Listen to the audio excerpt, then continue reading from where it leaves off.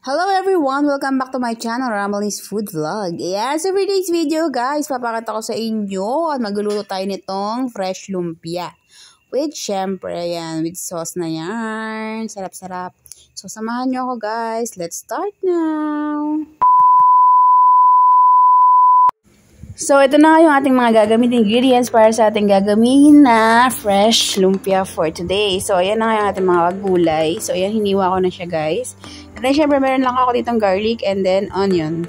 Ayan. So, nagganda na nga pala ako ng yolk dito. And then, syempre, paninitan ko na rin yung ating konting oil. And then, nilagay ko na yung ating onion. Ayan. So, sutay-sutay lang guys. Hanggang sa maluto yung ating slightly translucent color yung ating onion. Then, syempre, susunod na natin yung ating garlic.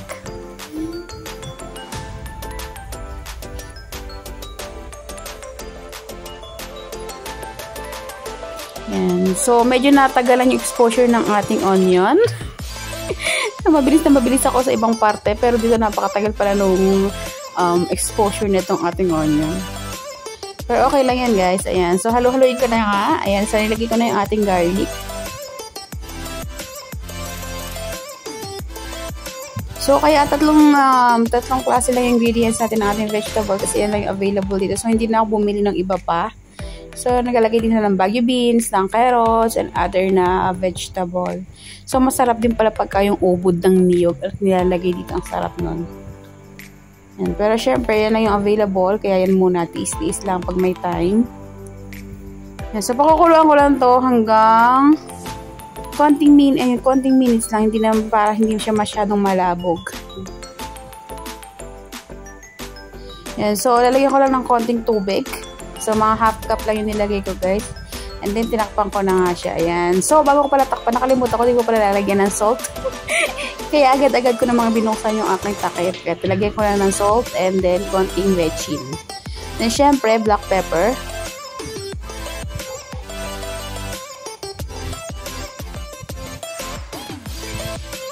Ayan. So, naglagay din pala ako ng magic sarap. And then, syempre, mekos-mekos na yan.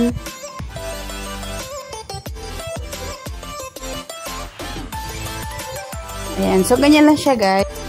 Para naman sa ating gagawin na sauce para sa ating fresh lumpia. So, mga ingredients lang natin gagamitin, guys, ay ayan, cornstarch. So, cornstarch yung nilagay ko dito. Pero, pwede din na gumamit tayo ng APF or all-purpose flour. Ayan. So, nagagay din ako ng soy sauce, 2 tablespoons. And then, add water.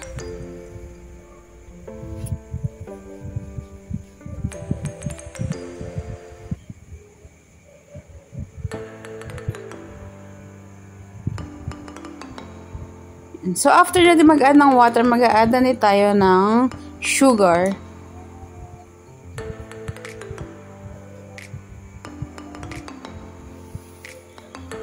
Ayan. So, mix-mix lang natin guys. Tunawin lang natin yung cornstarch bago natin isalang to sa low fire.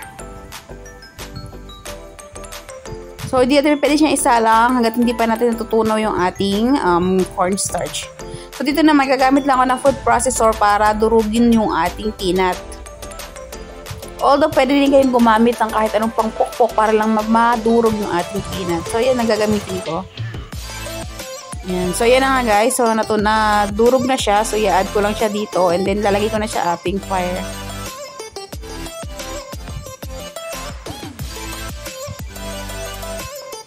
So, here nga guys. Luto na rin yung ating vegetable para sa ating fresh lumpia. So, transfer ko lang siya sa ating strainer para ma-drain yung excess water niya. So, para pagka binalot natin siya sa ating wrapper, ay hindi naman malusaw yung ating wrapper.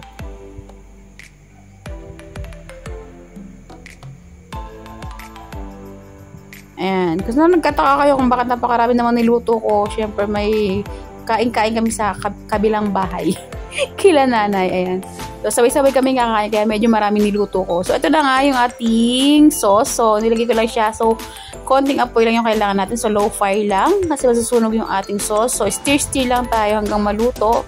At maging thick yung consistency ng ating sauce.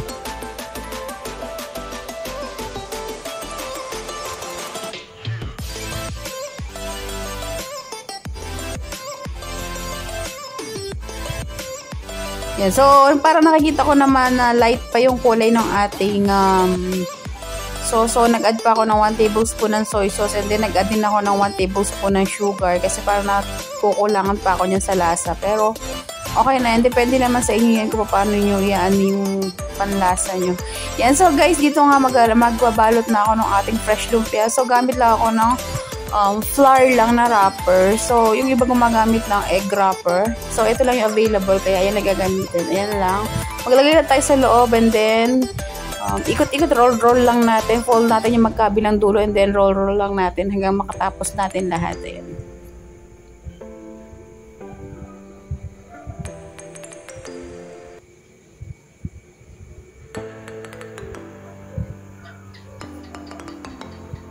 So, dito naman sa fresh lumpia kasi nagpapasarap talaga dito ay yung sauce. Ayan. So, yan ang ating finished product, guys. So, proceed naman tayo sa ating next na dish.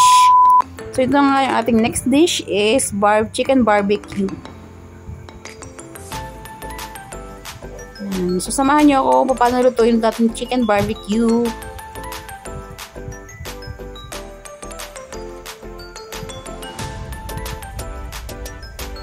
Kasi yung ibang part nito, literal na talagang galing sa barbecue. Yan. So, napakatagal naman ng pag-plating mo dyan, Romaline.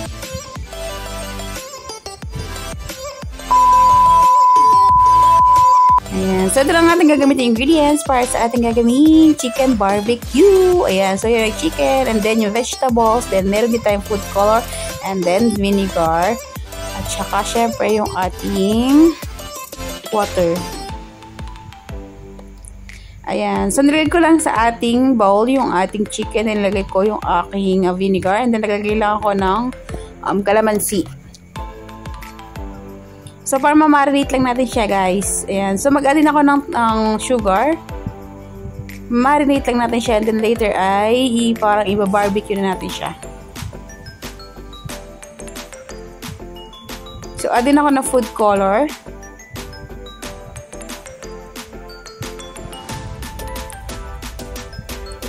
Mix-mix lang natin dyan. And syempre, set aside natin siya maya-maya pagkatapos natin siyang i-mix para ma-marinate natin siya.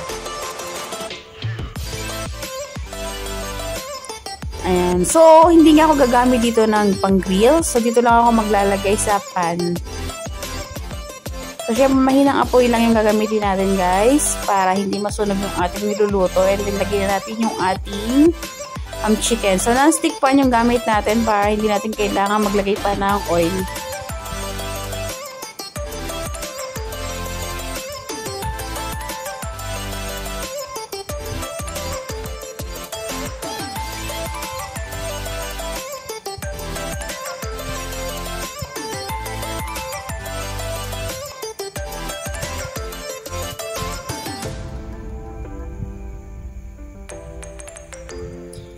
So, takpan naman natin hanggang maluto yung ating chicken. So, luto na nga yung kabilang part ng chicken. So, piflip lang natin siya para yung kabila naman yung ating lulutuin.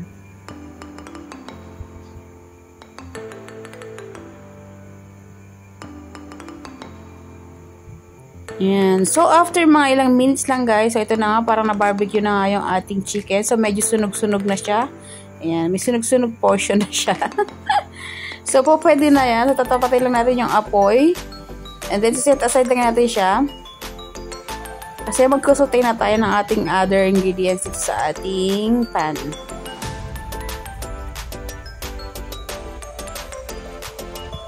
Uy, dalihan mo naman dyan, Romaline. Ang tagal mo na sinabi ko na patanggalin mo na. Hindi mo pa tinatanggal. Naku po, pinaliktad pa.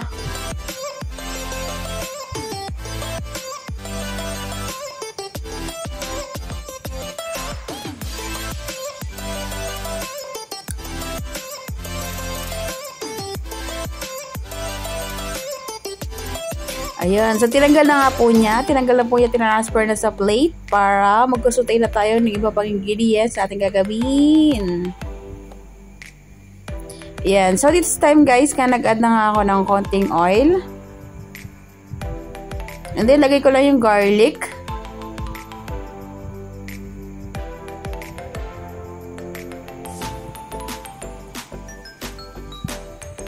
Yan. So, syempre, kailangan naman lagyan natin yung sibuyas.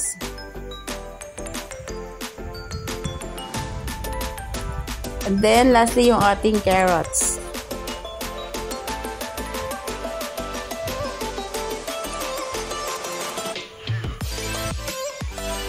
Yan. So, this time, guys, sinad ko na rin pala yung ating chicken.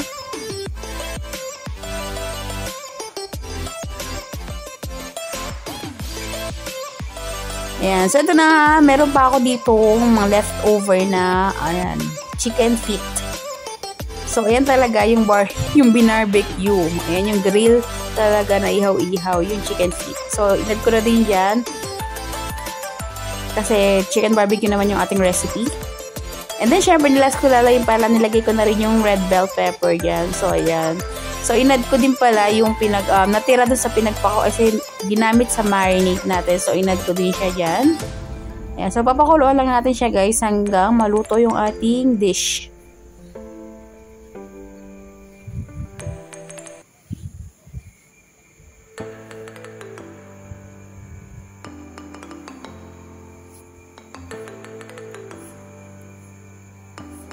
Ayan. So, nakita nyo naman, kumukulo-kulo na siya.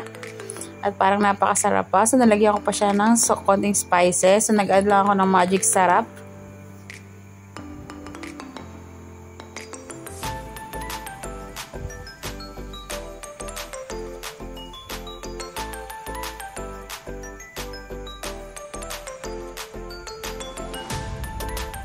Ayan. So, tikman natin, guys, kung anong lasa.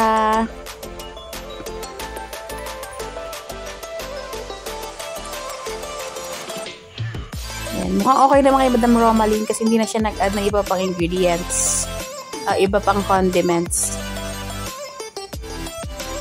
Ay, mali pala ako. Nag-add pala siya ng salt.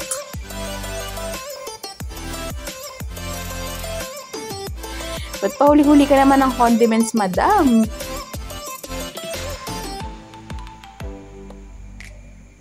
Yan. So, titikman niya ulit kasi hindi pa siya na-satisfied nung una. Nag-add pa siya ng sugar. Ay, ng salt pala.